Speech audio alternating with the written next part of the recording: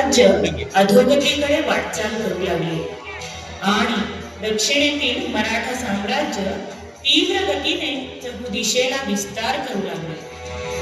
छत्रपती शाहू महाराजांचे कुशल सेनापती बाजीराव पेशव्यांच्या अनेक मराठा सरदारांनी एकजूट होऊन भारताच्या विशाल भूभागावर भगवा फडकवायला सुरुवात केली. या शूरवीर मराठा सरदारांमध्ये एक नाव होते मल्हारराव होळकर.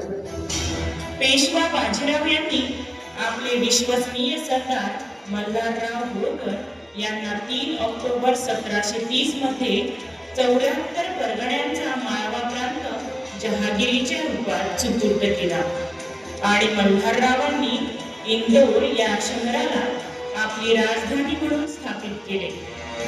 सन 1734च्या एके दिवशी इंदोरवरून पुण्याला येत असताना मल्हारराव नगरच्या जामखेडमधील चौंडी या गावात विश्रांतीसाठी थांबले.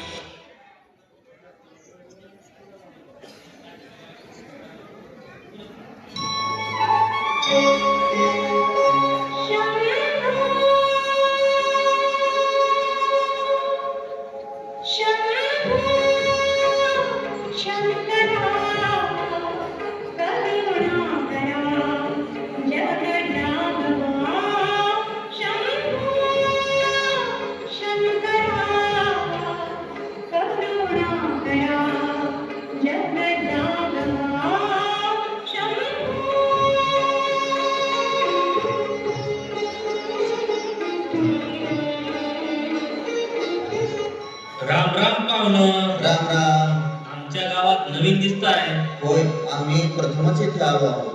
पण आम्ही तुम्हाला ओळखीलं नाही बघा. कोण तुम्ही? आम्ही इंदोरचे सुभेदार मल्हारराव होळकर. इंदोरचे सुभेदार मल्हारराव होळकर. या या या या आमच्या गावाला तुमचं पाय लागलं बघा. ही मंदिरात भजन गाते ती कोण मुलगी कोण? अहो ही तर मालकोजी सिद्ध्यांची कोर अहिल्या मुनी कोर आहे बघा. आपण आम्हास मालकोजींची भेट घेऊ शकाल काय? होय होय होय होय, चला की.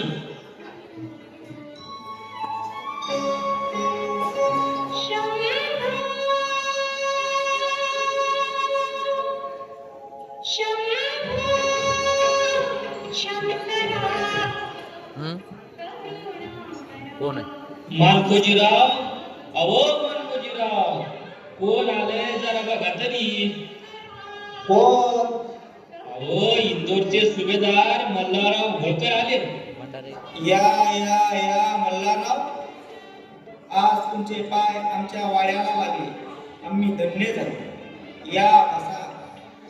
ऐकलत का? कोण आले? इंदोरचे सुभेदार मल्हारराव होळकर. ए अहिल्या, अगं अहिल्या. एका मोहिमेसाठी आम्ही पुण्यात जात आहोत. सूर्यास्तास गेला, मग इथेच विश्रांतीसाठी थांबलो. छान झालं. तुमची अहिल्या खूप गुणी मुलगी आहे. तिच्या गळ्यात साक्षात सरस्वतीचा वास आहे. मंदिरात ती गात होती तेव्हा तिचे सुमधुर स्वर आमच्या कानावर पडले. आपणास एक विचारायचे होते मालकोजीराव. विचारा. संकोच तो कसला? आमचे पुत्र खंडेराव यांच्यासाठी आम्ही तुमची कन्या अहिल्या हिचा हात मागतो. ही तर मोठी आनंदाची गोष्ट. इतक्या मोठ्या गहिन्यात माझी अहिल्या जाणार.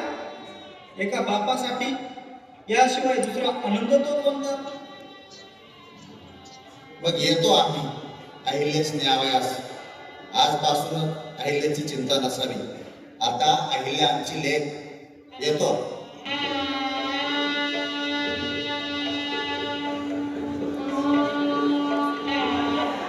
लग्न समीप आलेले आहे, तरी सर्वांनी लग्न मंडपामध्ये यावे. वधूच्या मामांनी वधूला लवकरात लवकर घेऊन यावे व वराच्या मामांनी वराला लवकरात लवकर घेऊन यावे.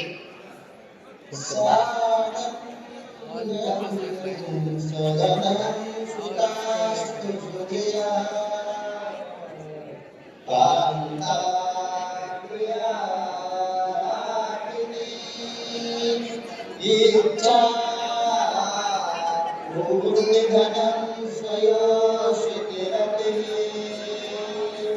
स्वात्मा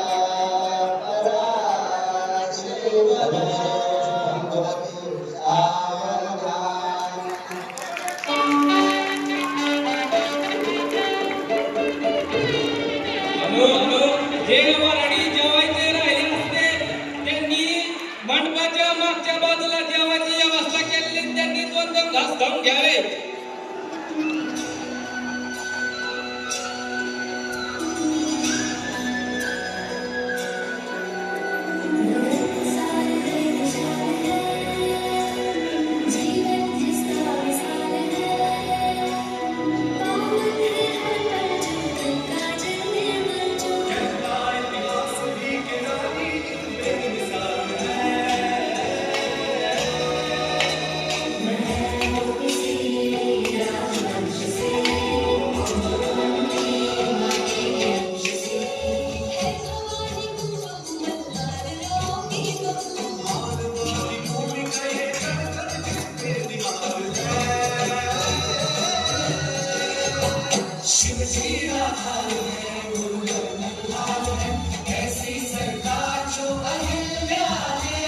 खंडेराव गेले, मल्हाररावही गेले. अहिल्यादेवी खऱ्या अर्थाने आता ओळख्या झाल्या. अहिल्यादेवी निवांतपणे चक्रा मारत असताना उदाबाई आणि मावशी प्रवेश करतात. काय म्हणते मावशीबाई? अगं पहिले असं कानावर आलंय की काय उदाबाई? बहिणी साहेब, आपले विश्वसनीय मंत्री गंगोबा तात्यांच्या बुद्धीत विपर्यास आला आहे. तात्यांनी फितुरी केली. फितुरी? फितुरी ती कसली? त्यांनी राघोबा दादांना पत्र लिहिले व माळव्यावर आक्रमण करण्यास सांगितले. राघोबा दादा लवकरच आपल्या राज्यावर आक्रमण करतील, तेव्हा काहीतरी योजना आखावी. लेखनिक व शिवाजी गोपाळ यास निरोप म्हणा. आम्ही बोलावले आहे म्हणून सांगा. श्री मातोश्री, आपण बोलावलेत. राघोबा दादास खलिदे लढावायचा आहे. त्याच दिवसा आपण एका स्त्रीबरोबर युद्ध करून स्वतःची अपकीर्ती का करून येत आहात? याने तुमच्या नावास कलंक लागेल. तो पुन्हा कधीही पुसला जाणे अशक्य. आम्ही एक स्त्री आहोत, प्रजेच्या कल्याणासाठी कार्य करतो आहोत. आमचा खजाना प्रजेचा आहे. आमच्या प्रजेच्या रक्षणात तलवारी उचलू आणि युद्धात आमचा पराभव झाल्यास एका स्त्रीने रणांगणावर शौर्य गाजवले अशी इतिहासात नोंद होईल. पण आपला पराभव झाल्यास स्त्रीची युद्धात हरला अशी नोंद होईल. तेव्हा दौलतीच व्यक्त करता येईल या प्रमाणात नसावे.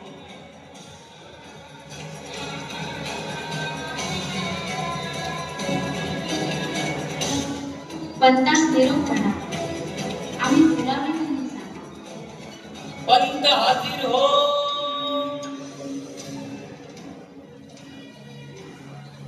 आज्ञा राणीसाहेब. पंत, आमचे पितृसमान सासऱ्यांचे नुकतेच निधन झाले. आमच्यावर दुःखाचा डोंगर कोसळला. आम्हा स्वारसा हक्काने जी काही संपत्ती मिळाली तिचे पूजन करावे म्हणतो. ओम श्री महागणपते नमः.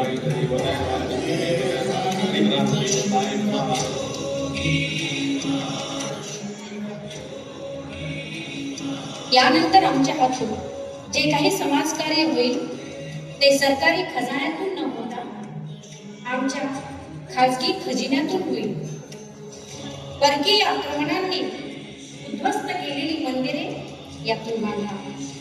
हिंदूंचे पवित्र मानले जाणारे 12 ज्योतिर्लिंगांचा जीर्णोद्धार करा. हिमालयात केदारनाथाचे राऊळ बांधा. गुजरात प्रांतीत सोरटी सोमनाथाचे मंदिर बांधा. दक्षिणेस रामेश्वराचे राऊळ असावे असा आमचा मानस आहे. काशीत विश्वेश्वराचे मंदिर बांधा. यात्रेस जाणाऱ्यांची सोय व्हावी यासाठी धर्मशाळा बांधा. तेथे उत्तम भोजनाची व्यवस्था करा.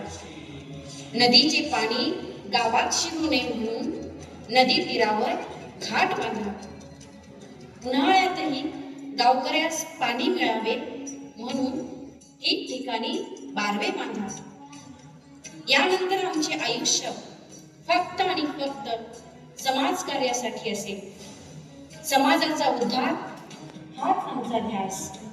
आम्हास राम राज्य हवे आहे. राम राज्य.